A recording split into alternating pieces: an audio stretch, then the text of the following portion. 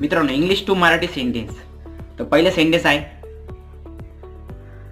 I am going to the market. I am going to the market. मी बाजारात जात आहे. मी बाजाराला जात आहे.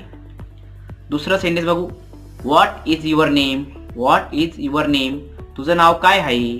तुझं नाव काय आहे. तिसरं बघू, she is reading a book. She is reading a book. ती एक पुस्तक वाचत आहे.